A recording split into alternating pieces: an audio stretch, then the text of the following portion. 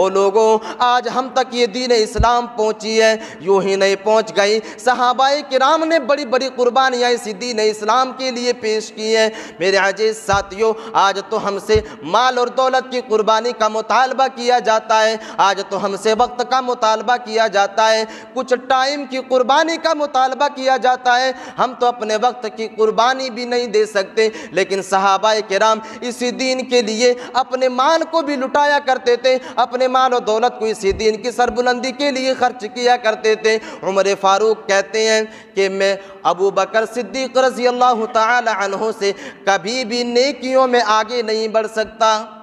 کبھی بھی نیکیوں کے معاملے میں ابو بکر سے آگے نہیں بڑھ سکتا، کیونکہ عمر فاروق نے اپنے گھر کے آدھے حصے کو پیش کیا تو ابو بکر صدیق رضی اللہ تعالی عنہ نے اپنے گھر کے ساری کی ساری چیزوں کو لا کر کے آخری نبی جناب محمد الرسول اللہ صلی اللہ علیہ وسلم کے قدموں میں لا کر کے حاضر کر دیا۔ یہ صحابہ کرام کی قربانیاں ہیں جو اللہ اور اس کے رسول کے لیے، اس دین کی سربلندی کے لیے صحابہ کرام نے پیش کیا۔ میرے عزیز ساتھیوں، یہ تو مالی قربانی ہے، اور جسمانی قربانی صحابہ کرام نے پیش کیا۔ جب پہلے پہل صحابہ کرام نے اسلام کو قبول کیا، حدیث کے اندر آتا ہے کہ 7 لوگوں نے سب سے پہلے اسلام کو قبول کیا، جن میں سے حضرت سمیہ رضی اللہ تعالی عنہ ہے، اور بلال رضی اللہ تعالی عنہ ہے، عمار ابن یاسر رضی اللہ تعالی عنہ ہے۔ جب ان لوگوں نے اسلام کو قبول کیا اور جب ان لوگوں نے اسلام کی دعوت کو سرزمین عرب کے اندر عام کیا تو سرزمین عرب کے کفار نے، سرزمین عرب کے مشرکین نے ان لوگوں کے اوپر ظلم و تشدد کے پہاڑ توڑے اور ان لوگوں کو اسلام سے موڑنے کی کوشش کی، اسلام سے واپس لانے کی کوشش کی، لیکن ان لوگوں نے اس دین کی سربلندی کے لیے اپنے جسم کے اوپر کوڑے کے وار کو برداشت کیا، اپنے جسم کے اندر تپتی ہوئی ریتوں پر لیٹ جانا گوارا کر لیا، لیکن دین اسلام سے باز نہیں آیا اور دین اسلام کو الوداع نہیں کہا۔ تاریخ کے اندر آتا ہے کہ جب حضرت سمیہ رضی اللہ تعالی عنہ اسلام کو قبول کرتی ہے اور دعوت اللہ کو سرزمین عرب کے اندر عام کرتی ہے، جب یہ بات ابو جہل تک پہنچتی ہے، ابو جہل حضرت سمیہ رضی اللہ تعالی عنہ کو قید کر لیتی ہیں، ان کے بیٹے عمار ابن یاسر رضی اللہ تعالی عنہ کو قید کر لیتے ہیں، اور ان لوگوں کو جو ہے بیڑیوں سے جکڑ دیا جاتا ہے۔ میرے عزیز ساتھیوں، جب حضرت سمیہ رضی اللہ تعالی عنہ کو قید کر لیا جاتا ہے، حضرت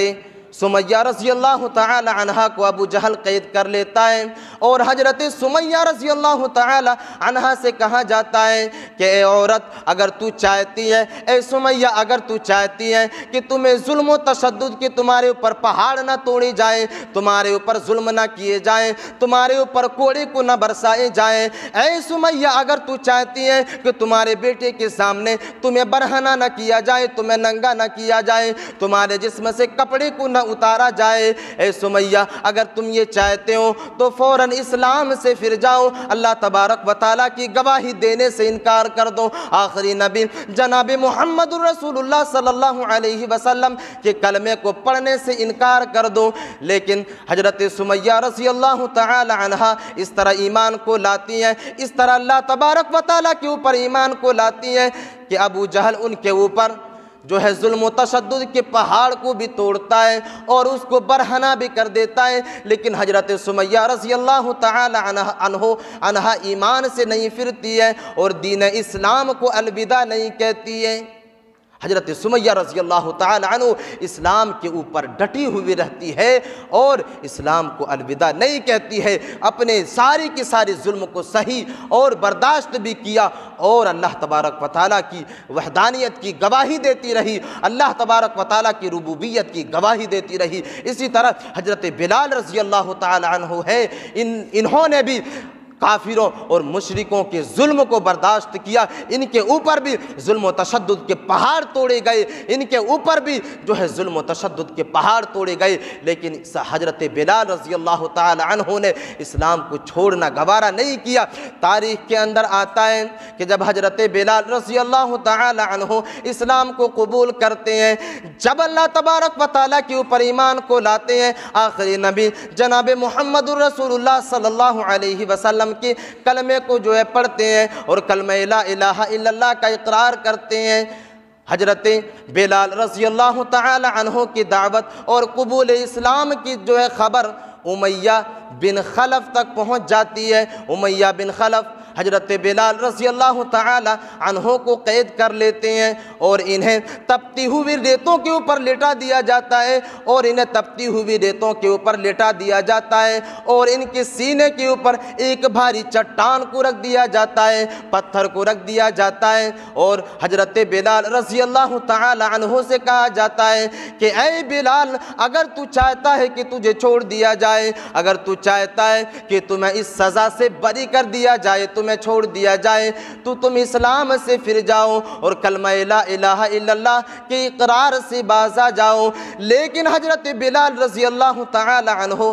اسلام سے باز آنے کے لیے گوارا نہیں کرتا ہے اور اپنی زبان سے احد احد کے لفظ کو استعمال کرتا ہے اور حضرت بلال رضی اللہ تعالی عنہ اللہ تبارک و تعالیٰ کی وحدانیت کی گواہی دیتا ہے اور کہتے ہیں کہ ایک اللہ تبارک و تعالیٰ ہے، وہی معبود برحق ہے، وہی عبادت کے لائق ہے، وہی خالق کائنات ہے، وہی مالک ارض و سماء ہے۔ میرے عزیز ساتھیو، جب حضرت بلال رضی اللہ تعالی عنہ اپنی زبان سے اس جملے کو ادا کیا کرتے تھے تو ان کے پیٹھ کے اوپر کوڑے کو برسایا جاتا تھا، ان کو جو ہے زنجیروں سے جکڑ دیا جاتا تھا اور ان کے اوپر کوڑے کو برسایا جاتا تھا۔ جب امیہ بن خلف تھک جاتا پھر ابو جہل آتے اور ابو جہل بھی اس کے اوپر کوڑے کو برساتا، اسی طرح لوگ آتے جاتے اور حضرت بلال رضی اللہ تعالی عنہ کے اوپر کوڑے کو برساتے تھے۔ میرے عزیز ساتھیوں، اندازہ لگائیں کہ صحابہ کرام نے کس طرح اپنی جسمانی قربانی کو پیش کیا۔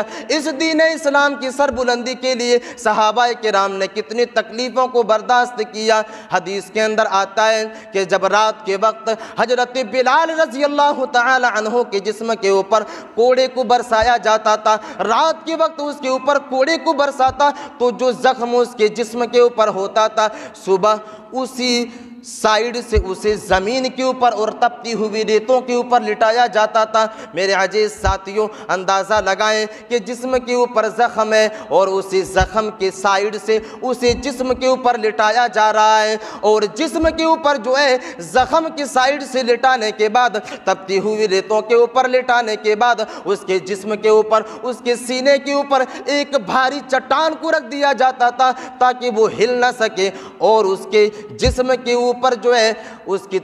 تشدد کو وہ اپنے جسم کے اندر برداشت کرے۔ لیکن حضرت بلال رضی اللہ تعالی عنہ ان ساری کی ساری ظلم اور تشدد کو سہتا رہا اور ایک اللہ تبارک و تعالیٰ کی وحدانیت کی گواہی دیتا رہا، ایک اللہ تبارک و تعالیٰ کی وحدانیت کی گواہی دیتا رہا اور ان ساری کی ساری پریشانیوں کو حضرت بلال رضی اللہ تعالی عنہ نے سہا اور برداشت کیا۔ میرے عزیز ساتھیوں، یہ صحابہ کرام کی وہ جسمانی قربانیاں ہیں جن کے بدولت آج ہم تک یہ دین اسلام پہنچی ہے۔ جس دین اسلام کی ہمارے اور آپ کی نظروں میں کوئی ویلو نہیں ہے، جس دین اسلام کی کوئی قدر و قیمت نہیں ہے، ہم اور آپ آئے دن اسی دین اسلام کے اصول اور قوانین کو اپنی پاؤں تلے روند دیا کرتے ہیں، اپنی پاؤں تلے اپنے پس پشت ڈال دیا کرتے ہیں۔ میرے عزیز ساتھیوں، وہ صحابہ کرام کی جماعت تھی، وہ صحابہ کرام کا گروہ تھا جو اس دین کے لیے اور اس دین کی سربلندی کے لیے اپنے مال کی قربانی اور اپنی جسمانی قربانی پیش کیا کرتے تھے۔ شاید کہ اگر وہ جسمانی قربانی آج ہمیں دینی پڑ جائے تو شاید کہ ہم اور آپ اس قربانی میں فیل ہو جائیں گے، ہم اور آپ اس طرح کی قربانی کو پیش نہیں کر سکتے۔ لیکن صحابہ کرام نے ان قربانیوں کو پیش کیا، ظلم و تشدد کے پہاڑ توڑے گئے، لیکن ان ساری کی ساری چیزوں کو صحابہ کرام نے برداشت کیا۔ اسی طرح صحابہ کرام نے اس دین کے لیے اور اس دین کی سربلندی کے لیے اپنی جان کی بھی قربانی دی۔ میرے عزیز ساتھیوں، حدیث کے اندر آتا ہے کہ حضرت حنظلہ رضی اللہ تعالی عنہ یہ وہ جلیل القدر صحابی ہے، یہ وہ جلیل القدر صحابی ہیں جس صحابی رسول نے اس دین کے لیے اور اس دین کی سربلندی کے لیے اپنی جان کی قربانی دے دی، میدان جنگ کے اندر اپنی جان کو جو ہے قربان کیا اور میدان جنگ کے اندر لڑتا رہا اور لڑتے لڑتے میدان جنگ کے اندر شہید ہو گیا۔ حدیث کے اندر آتا ہے کہ حضرت حنظلہ رضی اللہ تعالی عنہ ایک مرتبہ اپنے گھر کے اندر سویا ہوا ہے اور رات کے آخری پہر میں آواز آتی ہے،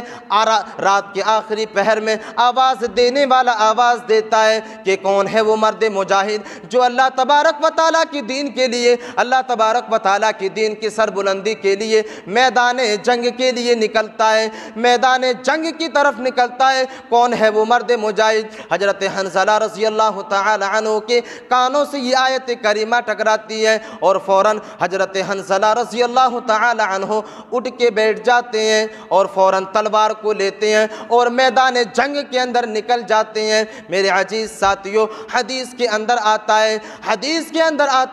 کہ حضرت حنظلہ رضی اللہ تعالی عنہ میدان جنگ کے اندر جاتا ہے اور اس طرح جواں مردی کے ساتھ میدان جنگ کے اندر لڑتا ہے کہ لڑتے لڑتے میدان جنگ کے اندر شہید ہو جاتا ہے اور اپنی جان کی قربانی کو پیش کر دیتا ہے۔ میرے عزیز ساتھیوں، یہ صحابہ کرام کی وہ گروہ ہے جو اپنی جان کی قربانی دینے کے باوجود بھی اپنی زبان سے یہ جملے کو ادا کیا کرتے تھے، جس کو کسی شاعر نے بڑی ہی بخوبی کے ساتھ ادا کیا ہے کہ یہ جان دی ہوئی اسی کی تھی، حق تو یہ تھا کہ حق ادا نہ ہوا۔ وہ صحابہ کرام کی جماعت تھی جو اللہ تبارک و تعالیٰ کی راہ میں اپنی جان کو بھی قربان کر دیا کرتے تھے، اللہ تبارک و تعالیٰ کی دین کی سربلندی کے لیے اپنی جان کی قربانی دے دیا کرتے تھے، لیکن مرتے مرتے اور شہید ہوتے ہوتے وہ انسان اپنی زبان سے اس جملے کو ادا کر دیا کرتے تھے کہ یہ جان تو دی ہوئی اسی اللہ تبارک و تعالیٰ کی تھی،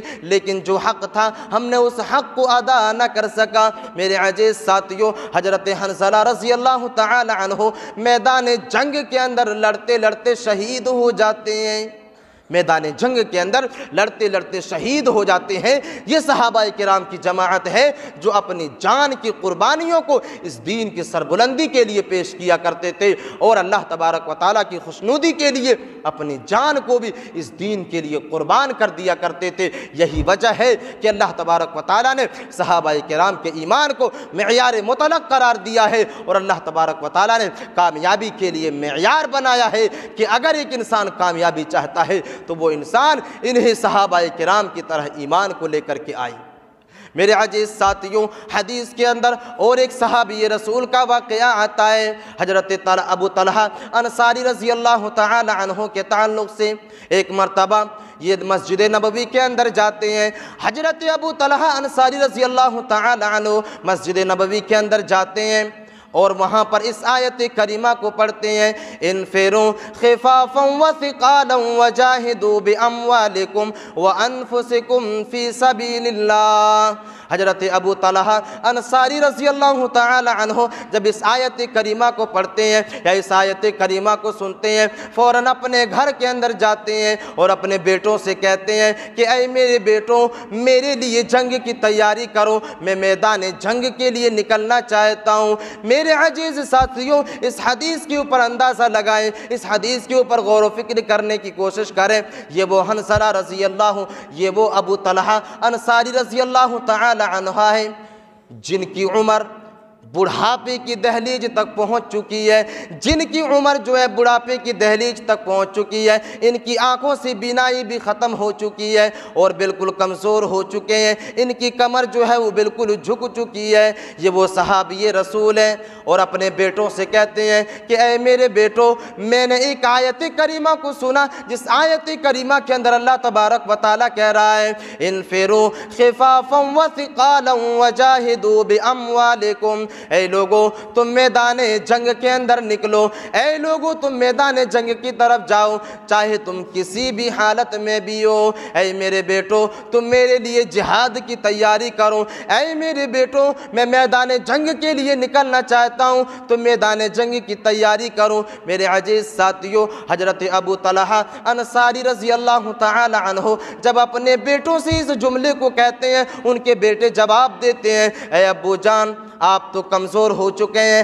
آپ کی آنکھوں سے بینائی بھی ختم ہو چکی ہے، آپ تو کمزور ہو چکے ہیں، اب آپ کے اندر وہ طاقت نہیں کہ آپ میدان جنگ میں جا کر کے لڑ سکتے ہیں اور باطل پرستوں سے جا کر کے مقابلہ کر سکتے ہیں۔ میرے عزیز ساتھیوں، ابو طلحہ انصاری رضی اللہ تعالی عنہ پھر اس آیت کریمہ کو پیش کرتے ہیں، انفروا خفافا وثقالا وجاہدوا باموالکم۔ اے میرے بیٹو، اللہ تبارک و تعالیٰ نے تو اس آیت کریمہ کے اندر یہ اس بات کی طرف اشارہ کیا ہے کہ تم جس حالت میں بھی ہو، جس کیفیت میں بھی ہو، تم میدان جنگ کے اندر نکلو، اس لیے میں میدان جنگ کے اندر جاؤں گا۔ میرے عزیز ساتھیوں، ابو طلحہ انصاری رضی اللہ تعالی عنہ اپنے بیٹوں کی ایک نہ سنا اور میدان جنگ کے لیے نکل جاتے ہیں۔ میرے عزیز ساتھیوں، محدثین لکھتے ہیں، حدیث کو بیان کرنے والے بیان کرتے ہیں کہ ابو طلحہ انصاری رضی اللہ تعالی عنہ جب میدان جنگ کے لیے نکلتے ہیں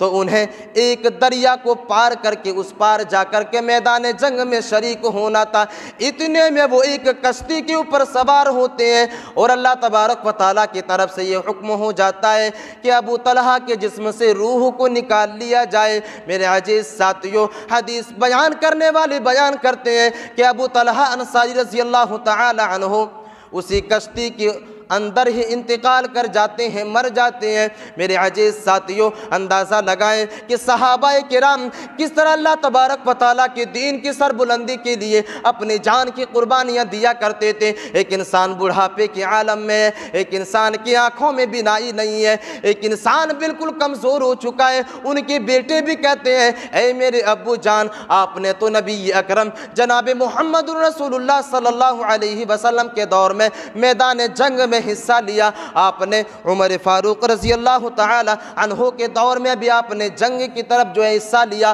اب تو آپ باز آ جائیں۔ میرے عزیز ساتھیوں، لیکن ابو طلحہ انصاری رضی اللہ تعالی عنہ ایک نہیں سنتے ہیں اور میدان جنگ کے لیے نکل جاتے ہیں اور راستے میں ہی ان کا انتقال ہو جاتا ہے۔ میرے عزیز ساتھیوں، اندازہ لگائیں کہ صحابہ کرام کے اندر کس طرح جذبہ اور کس طرح شوق تھا اس دین کی سربلندی کے لیے کہ بڑھاپے کے عمر میں بھی میدان جنگ کے لیے نکلا کرتے تھے۔ بڑھاپے کی عمر میں بھی میدان جنگ کے لیے صحابہ کرام نکلا کرتے تھے۔ یہ صحابہ کرام کی جماعت ہے اور یہ صحابہ کرام کی سیرت ہے جس کے اندر جو ہے احادیث کے اندر صحابہ کرام کے تعلق سے محدثین نے بیان کیا، سلف صالحین نے بیان کیا کہ یہ صحابہ کرام کا طریقہ اور یہ صحابہ کرام کی روش تھی کہ اللہ تبارک و تعالیٰ کی دین کے لیے اور اللہ تبارک و تعالیٰ کی دین کی سربلندی کے لیے اگر مال کی ضرورت پڑتی تو مال کی قربانی پیش کرتے، جسم کی ضرورت پڑتی تو جسمانی قربانی پیش کرتے، جان کی ضرورت پڑتی تو جان کی قربانی کو پیش کرتے۔ قربانی کی وضاحت کر دیا جائے، صحابہ کرام نے قربانیاں 3 طرح کی دیے۔ پہلی قربانی اس دین کے لیے اپنی مال کی قربانی، دولت کی قربانی دی۔ اس کے بعد صحابہ کرام نے جسمانی قربانی دی اور اس کے بعد جب اس دین کی سربلندی کے لیے جان کی قربانی کی ضرورت پڑی تو صحابہ کرام نے اپنی جان کی بھی قربانی اس دین کی سربلندی کے لیے دیا۔ میں نے خطبہ مسنونہ کے بعد جو آیت کریمہ تلاوت کی ہے، اس آیت کریمہ کے اندر اللہ تبارک و تعالیٰ نے صحابہ کرام کے ایمان کو معیار بنایا ہے کامیابی کے لیے۔ اللہ تبارک و تعالیٰ نے صحابہ کرام کے ایمان کو معیار مطلق قرار دیا ہے آخرت میں کامیابی کے لیے۔ آئیے سب سے پہلے اسی آیت کریمہ کا ترجمہ دیکھتے ہیں، پھر صحابہ کرام کی قربانیوں کی طرف آگے بڑھتے ہیں۔ اللہ تبارک و تعالی قرآن مجید کے اندر ارشاد فرماتا ہے فَإِنْ آمَنُوا بِمِثْلِ مَا آمَنْتُمْ بِهِ فَقَدِ اهْتَدَوْا۔ اللہ تبارک و تعالی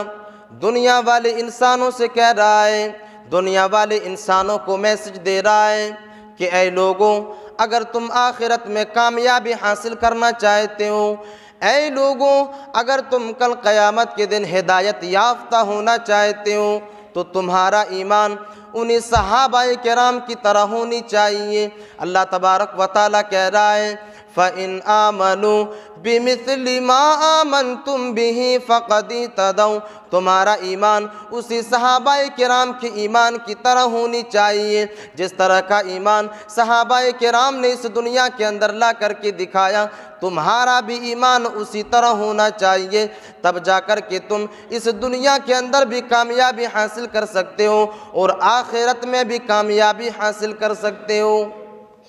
اس آیت کریمہ کے اندر اللہ تبارک و تعالیٰ نے صحابہ کرام کے ایمان کو معیار بنایا کامیابی کے لیے کہ تم کامیاب اسی وقت ہو سکتے ہو جب تمہارا ایمان صحابہ کرام کے ایمان کی طرح ہوگی۔ اب سوال یہ ہے کہ صحابہ کرام کا ایمان کس طرح تھا؟ سوال یہ ہے کہ صحابہ کرام نے اللہ اور اس کے رسول کے اوپر کس طرح ایمان لایا؟ اللہ تبارک و تعالیٰ نے اس کا نقشہ بھی قرآن مجید کے اندر کھینچا ہے۔ کئی مقام پر اللہ تبارک و تعالیٰ نے صحابہ کرام کے ایمان کی طرف اشارہ کیا ہے اور اللہ تبارک و تعالیٰ نے صحابہ کرام کے ایمان کی طرف جو ہے متوجہ کیا ہے۔ اللہ تبارک و تعالیٰ جب آسمان سے آیت کریمہ کو نازل کیا کرتا تھا، جب اللہ تبارک و تعالیٰ آخری نبی جناب محمد رسول اللہ صلی اللہ علیہ وسلم کے اوپر آیت کریمہ کو نازل کیا کرتا، جب اللہ کے نبی صلی اللہ علیہ وسلم ان آیت کریمہ کو صحابہ کرام کے سامنے پیش کیا کرتے تھے، صحابہ کرام کے سامنے ان آیت کریمہ کو پڑھ کر کے بیان کیا کرتے تھے، تو صحابہ کرام فوراً ان آیت کریمہ کے اوپر ایمان لے آیا کرتے تھے۔ فوراً صحابہ کرام اس آیت کریمہ کو اپنے لیے اوڑھنا اور بچھونا بنا لیا کرتے تھے۔ میرے عزیز ساتھیوں، جب ہم تاریخ کا مطالعہ کرتے ہیں، جب تاریخ کی کتابوں کو پڑھتے ہیں تو ہمیں پتہ چلتا ہے جب سرزمین عرب کی طرف اللہ تبارک و تعالیٰ نے آخری نبی جناب محمد رسول اللہ صلی اللہ علیہ وسلم کو نبی بنا کر کے بھیجا، جب رسول بنا کر کے بھیجا، تو اس سرزمین عرب کے اندر کئی طرح کی برائیاں موجود تھیں، اس سرزمین عرب کے اندر کئی طرح کے جراثیم موجود تھے، کئی طرح کے گناہ اس سرزمین کے اندر موجود تھیں۔ جب اللہ تبارک و تعالیٰ نے آخری نبی جناب محمد الرسول اللہ صلی اللہ علیہ وسلم کو نبی بنا کر کے بھیجا، اس وقت سرزمین عرب کے اندر کئی طرح کی برائیاں موجود تھیں۔ تاریخ نگاروں نے انہی برائیوں کی طرف اشارہ کیا ہے کہ اس سرزمین عرب کے اندر زناکاری عام تھی، اس سرزمین عرب کے اندر جوا بازی عام تھی، اس سرزمین عرب کے اندر شراب نوشی عام تھی۔ لیکن جب اللہ تبارک و تعالیٰ نے آخری نبی جناب محمد الرسول اللہ صلی اللہ علیہ وسلم کو نبی بنا کر کے بھیجا، رسول بنا کر کے بھیجا، پیغمبر بنا کر کے بھیجا، تو جب ان لوگوں کے سامنے اللہ تبارک و تعالیٰ نے ان برائیوں کے تعلق سے آیت کریمہ کو نازل کیا۔ اگر ایک انسان شراب کے عادی تھا، اگر ایک انسان شراب کو پیا کرتا تھا، تو اللہ تبارک و تعالیٰ شراب کی حرمت پر آیت کریمہ کو نازل کیا۔ اللہ تبارک و تعالیٰ نے آیت کریمہ کو نازل کیا، یا ایھا الذین آمنوا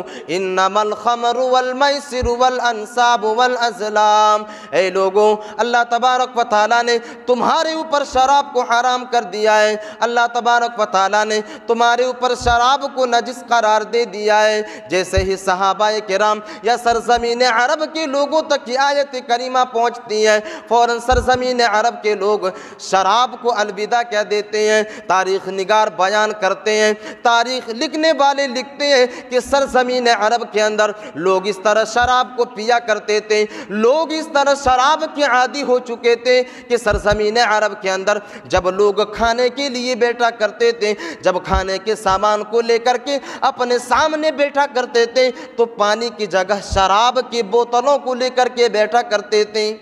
اندازہ لگائیں کہ کس طرح سرزمین عرب کے اندر شراب نوشی عام تھی کہ ایک انسان جب کھانے کے لیے بیٹھتے تھے تو اپنے سامنے پانی کی جگہ پر شراب کی بوتلوں کو لے کر کے بیٹھا کرتے تھے۔ آج ہمارا طریقہ کیا ہے؟ جب ہم اور آپ کھانے کے لیے بیٹھتے ہیں تو اپنے سامنے بہترین مشروبات لے کر کے بیٹھتے ہیں، بہترین پینے والی چیزوں کو لے کر کے بیٹھتے ہیں، لیکن سرزمین عرب کے لوگ شراب کو لے کر کے بیٹھا کرتے تھے۔ اور تاریخ نگار تو یہاں تک بیان کرتے ہیں کہ جب سرزمین عرب کے اندر کوئی انسان کسی انسان کے گھروں میں مہمان بن کر کے آتا تھا تو ان کے سامنے بہترین مشروبات چھوڑ کر کے پرانے سے پرانے شراب کو ان کے سامنے پیش کیا کرتے تھے۔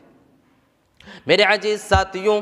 سرزمین عرب کے اندر اس طرح شراب کا بول بالا تھا، لوگ سرزمین عرب کے اندر اس طرح شراب کو پیا کرتے تھے، لیکن اللہ تبارک و تعالیٰ نے آیت کریمہ کو نازل کی، یا ایھا الذین آمنوا انما الخمر والمیسر والانصاب والازلام، اے ایمان والو، اللہ تبارک و تعالیٰ نے تمہارے اوپر شراب کو حرام کر دیا ہے۔ جب سرزمین عرب کے لوگوں نے اس آیت کریمہ کو سنا، فوراً اس آیت کریمہ کو اپنے لیے اوڑھنا اور بچھونا بنایا، فوراً اس آیت کریمہ کے اوپر عمل کرنا شروع کر دیا اور شراب کو پینا چھوڑ دیا۔ میرے عزیز ساتھیوں، یہی وجہ ہے کہ اللہ تبارک و تعالی صحابہ کرام کے ایمان کو معیار مطلق قرار دے رہا ہے۔ یہی وجہ ہے کہ اللہ تبارک و تعالی صحابہ کرام کے ایمان کو معیار بنا رہا ہے کہ اے لوگوں، اگر تم کامیاب ہونا چاہتے ہو، اگر تم اس دنیا کے اندر بھی کامیابی چاہتے ہو اور آخرت کے اندر بھی کامیابی چاہتے ہو،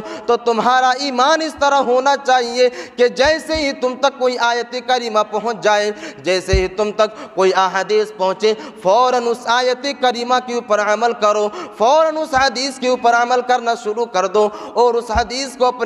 اپنی زندگی کے اندر نافذ کر لیا کرو اور اپنے لیے اوڑھنا اور بچھونا بنا لیا کرو۔ میرے عزیز ساتھیوں، تاریخ نگار اور آگے بیان کرتے ہیں کہ سرزمین عرب کے اندر زنا کاری بھی عام تھی، لوگ اس طرح سرزمین عرب کے اندر زنا کے عادی ہو چکے تھے، لوگ اس طرح سرزمین عرب کے اندر زنا کے کاموں کو انجام دیا کرتا تھا کہ سرزمین عرب کی عورتیں اپنے گھر کی چھتوں کے اوپر باقاعدہ جھنڈیاں لگا لگا کر کے لوگوں کو زنا کی طرف بلایا کرتے تھے، لوگوں کو زنا کی طرف دعوت دیا کرتے تھے۔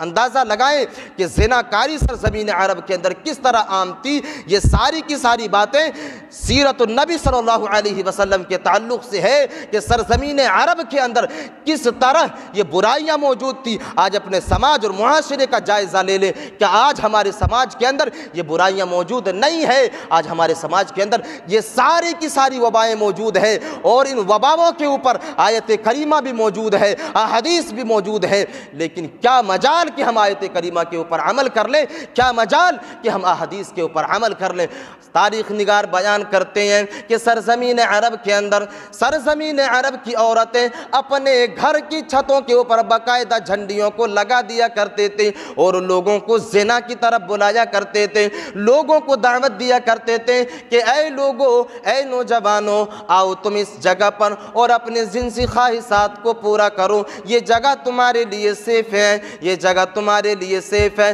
تم اس جگہ پر آؤ اور اپنی جنسی خواہشات کو پورا کرو۔ اور سرزمین عرب کے لوگ باقاعدہ ان گھروں کے اندر جایا کرتے تھے اور ان کے ساتھ بدکاری کے کاموں کو انجام دیا کرتے تھے، لیکن اللہ تبارک و تعالیٰ نے آیت کریمہ کو نازل کیا۔ اللہ تبارک و تعالیٰ نے انہی زناکاری کے تعلق سے آیت کریمہ کو نازل کر دیا، وَلَا تَقْرَبُوا الزِّنَا إِنَّهُ كَانَ فَاحِشًا۔ اے لوگوں، اللہ تبارک و تعالیٰ نے تمہارے اوپر زنا کو حرام کر دیا ہے، اللہ تبارک و تعالیٰ نے تمہارے اوپر زنا کو نجس قرار دے دیا ہے، اللہ تبارک و تعالیٰ نے زنا کے بارے میں یہ قانون نافذ کر دیا ہے کہ یہ فحش چیز ہے، تم اس زنا کے قریب بھی مت جاؤ۔ جب یہ آیت کریمہ اللہ کے نبی صلی اللہ علیہ وسلم سرزمین عرب کے لوگوں کے درمیان میں بیان کرتے ہیں اور سرزمین عرب کے لوگوں کے سامنے اس آیت کریمہ کو پیش کرتے ہیں، سرزمین عرب کے لوگ فوراً اس آیت کریمہ کے اوپر عمل کرنا شروع کر دیتے ہیں اور اس آیت کریمہ کو اپنی زندگی کے اندر نافذ کر لیتے ہیں اور سرزمین عرب کے لوگ فوراً زناکاری کو الوداع کہہ دیتے ہیں۔ میرے عزیز ساتھیوں، یہی وجہ ہے کہ اللہ تبارک و تعالیٰ نے صحابہ کرام کے ایمان کو معیار مطلق قرار دیا ہے، اور کامیابی کے لیے صحابہ کرام کے ایمان کو معیار بنایا ہے کہ ان تک جیسے ہی آیت کریمہ پہنچ جاتی تھی فوراً اس آیت کریمہ کو اپنی زندگیوں کے اندر نافذ کر لیا کرتے تھے، فوراً اپنی زندگیوں کے اندر ان آیت کریمہ کو نافذ کر لیا کرتے تھے اور آیت کریمہ کو عملی جامہ پہنایا کرتے تھے۔ یہی وجہ ہے کہ اللہ تبارک و تعالیٰ نے صحابہ کرام کی تعریف اسی قرآن مجید کے اندر کی، اور صحابہ کرام کے ایمان کو معیار بنایا، اور کامیابی کے لیے اللہ تبارک و تعالیٰ نے پیمانہ بنایا، کسوٹی بنایا کہ اگر تم کامیابی چاہتے ہو، اگر تم یہ چاہتے ہو کہ تمہیں کل قیامت کے دن کامیابی مل جائے، تمہارے ہاتھوں میں جنت کا سرٹیفکیٹ تھمایا جائے، تو تم صحابہ کرام کی طرح ایمان لے کر کے آؤ۔ اور صحابہ کرام کا ایمان یہ ہے کہ جیسے ہی آیت کریمہ پہنچ جائے، جیسے ہی احادیث پہنچ جائے، فوراً سر تسلیم کو خم کر دیا جائے اور اس آیت کریمہ کے اوپر عمل کیا جائے، اور اگر کوئی گناہ ہے تو اس گناہ کو الوداع کہا جائے، اس گناہ کو چھوڑا جائے اور آیت کریمہ کو عملی جامہ پہنایا جائے۔ تب جا کر کے ہم اپنے ایمان کو صحابہ کرام کے کسوٹی کے اوپر رکھ کر کے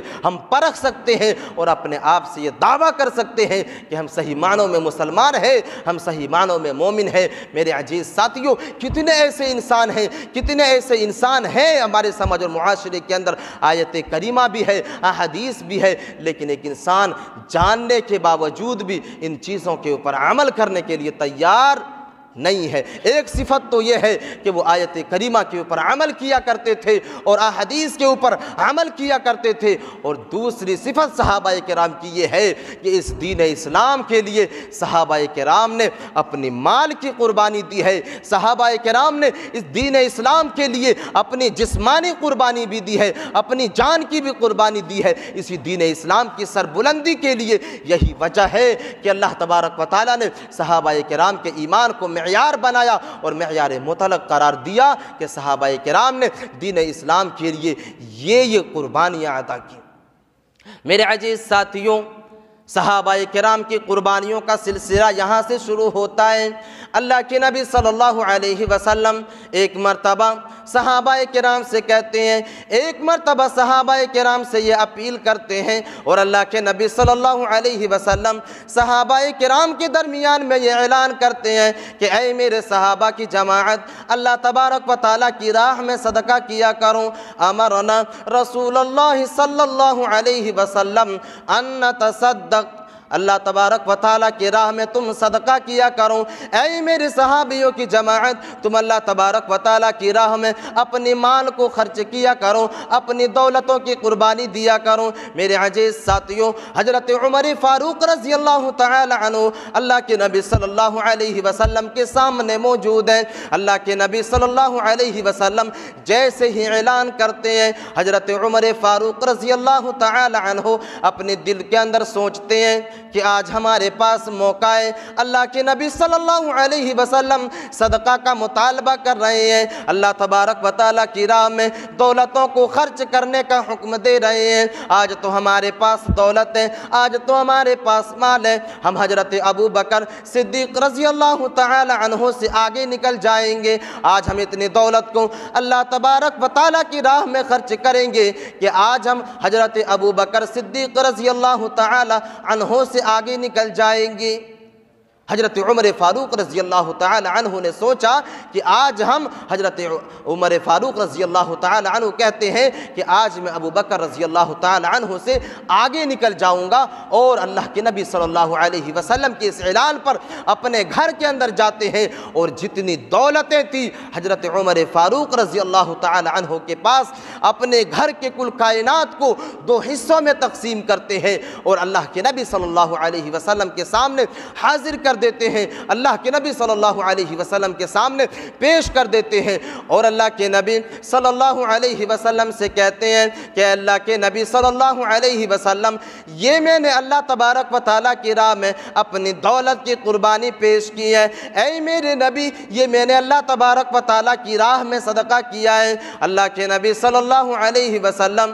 حضرت عمر فاروق رضی اللہ تعالی عنہ سے سوال کرتے ہیں، پوچھتے ہیں کہ اے عمر تو نے اپنے گھر کے لیے کیا چھوڑا ہے؟ اے عمر تو نے اپنے گھر کے لیے کیا چھوڑا ہے؟ حضرت عمر فاروق رضی اللہ تعالی عنہ اللہ کے نبی صلی اللہ علیہ وسلم سے کہتے ہیں کہ اے اللہ کے نبی صلی اللہ علیہ وسلم، بس اسی قدر میں نے اپنے گھر کے اندر بھی چھوڑا ہے، جو چیزیں میں نے آپ کے قدموں میں لا کر کے حاضر کیا ہوں وہ چیزیں میں نے اپنے گھر کے اندر بھی چھوڑا ہے، یعنی کہ میں نے اپنے گھر کی کل کائنات کو 2 حصوں میں تقسیم کر دیا، اور ان 2 حصوں میں سے ایک حصے کو اللہ تبارک و تعالیٰ کی راہ میں قربان کیا اور ایک حصے کو اپنے گھر کے لیے رکھا ہوں۔ میرے عزیز ساتھیوں، ابھی تو عمر فاروق رضی اللہ تعالی عنہ یہ کہہ ہی رہے تھے کہ حضرت ابو بکر صدیق رضی اللہ تعالی عنہ تشریف لاتے ہیں اور اللہ کے نبی صلی اللہ علیہ وسلم کے سامنے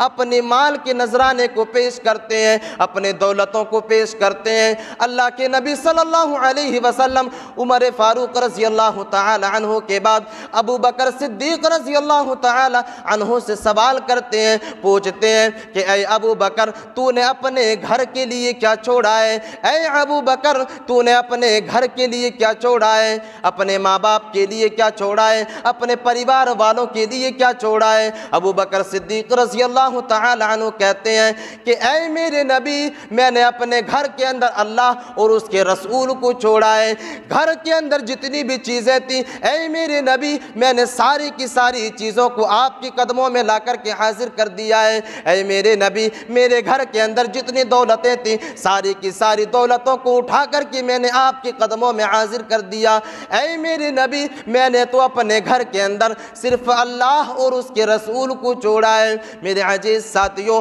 اس حدیث کے اندر اندازہ لگائیں، اس حدیث کے اندر غور و فکر کرنے کی کوشش کریں کہ صحابہ کرام کس طرح اللہ تبارک و تعالیٰ کی راہ میں اپنے مال کو خرچ کیا کرتے تھے، اور اس دین کے لیے، اس دین کی سربلندی کے لیے صحابہ کرام کس طرح اپنے دولتوں کو اللہ تبارک و تعالیٰ کی راہ میں خرچ کیا کرتے تھے۔ میرے عزیز ساتھیوں، لیکن آج ہم اور آپ بالکل اس کے برعکس ہے، اس کا الٹا ہے۔ آج اگر ہم سے مال کا مطالبہ کیا جاتا ہے تو ہم آنا کانی شروع کر دیتے ہیں۔ آج ہمیں اگر کچھ وقت کا مطالبہ کیا جاتا ہے، کچھ وقت کی ڈیمانڈ کی جاتی ہے، تو ہم اور آپ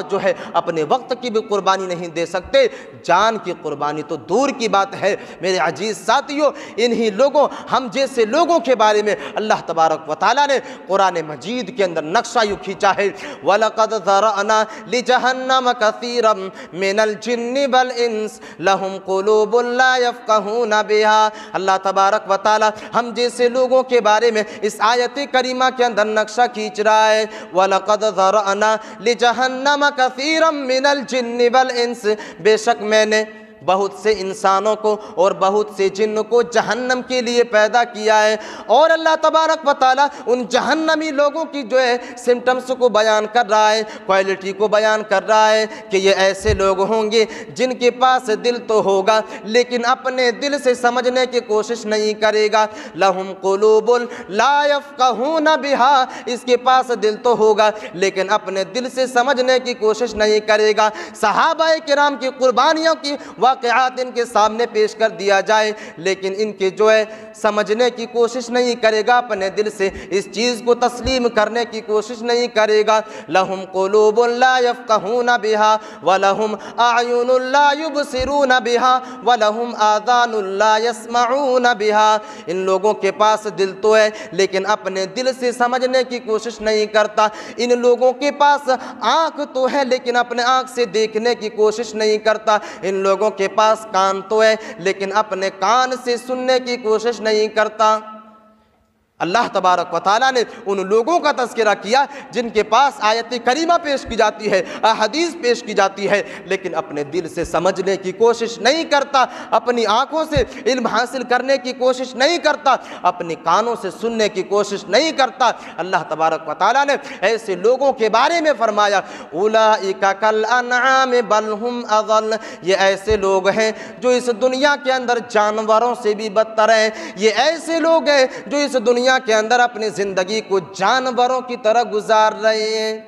کہ اس دنیا کے اندر اپنی زندگی کو جانوروں کی طرح گزار رہے ہیں، جو انسان قرآن اور حدیث کو سن لینے کے بعد اپنے دل سے سمجھنے کی کوشش نہیں کرتے اور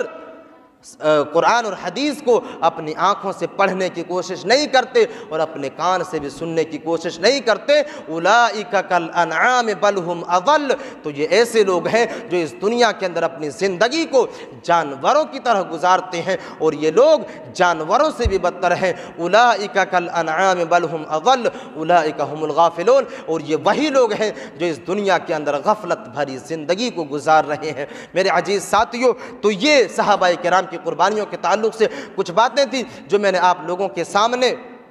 کم وقت میں پیش کیا۔ اللہ تبارک و تعالیٰ سے دعا کرتا ہوں کہ پروردگار عالم ہمیں اور آپ کو کہی ہوئی باتوں پر عمل کرنے کی توفیق عطا فرمائے۔ اللہ تبارک و تعالیٰ ہمیں اور آپ کو جب تک اس دنیا کے اندر زندہ رکھے، اسلام پر رکھے اور خاتمہ بالخیر ہو۔ بارک اللہ لنا ولکم بالقرآن العظیم ونفعنا وإیاکم بالآیات والذکر الحکیم، انہ تعالی جواد کریم ملک بر رؤوف الرحیم۔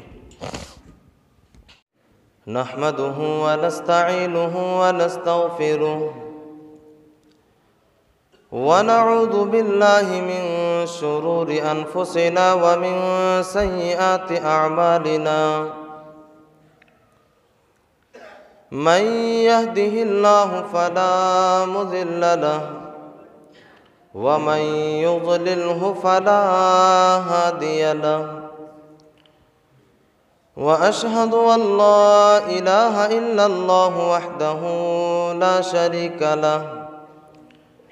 وأشهد أن محمدًا عبده ورسوله،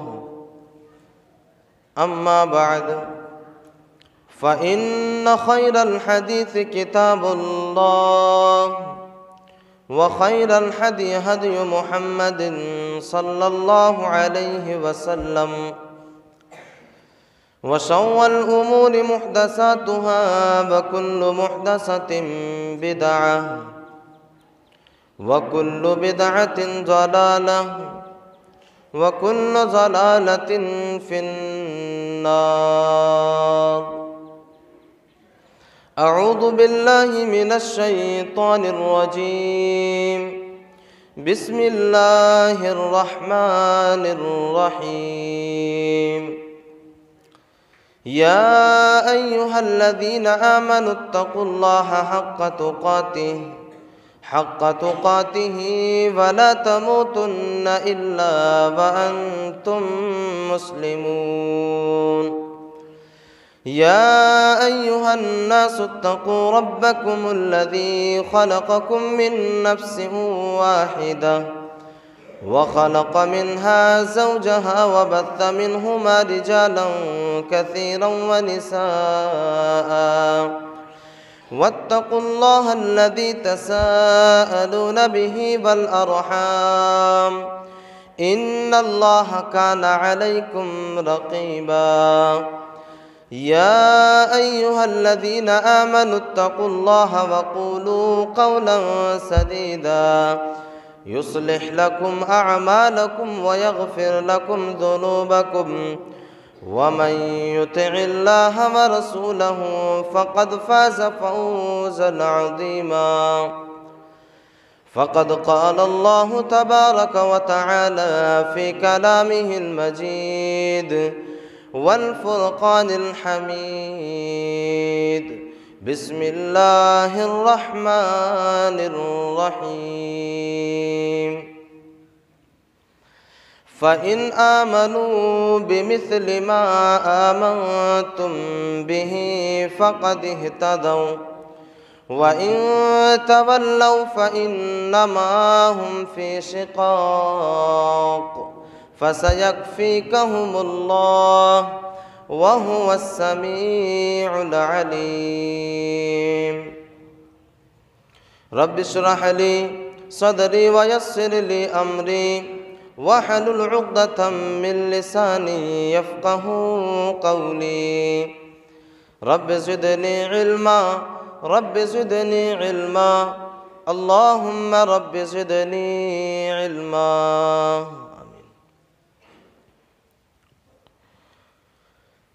معزز سامعین کرام، و حاضرین جمعہ، یہ اللہ تبارک و تعالیٰ کا بے پایہ شکر و احسان اور فضل و کرم ہے کہ آپ لوگوں کو آئے دن باہر سے آئے ہوئے خطباء کی تقریریں سننے کا موقع ملتا ہے، جن میں اہم رول مقامی جمعیت اہل حدیث کھیریا کا اور آپ کے گاؤں کے جناب ذاکر صاحب کا اور مسجد کے سیکریٹری عالم صاحب کا اہم رول ہوا کرتا ہے۔ آج کے اس خطبہ جمعہ کے لیے مجھے جو موضوع دیا گیا ہے وہ موضوع ہے دین اسلام کی سربلندیوں میں صحابہ کرام کی قربانیاں۔ اب یہاں پر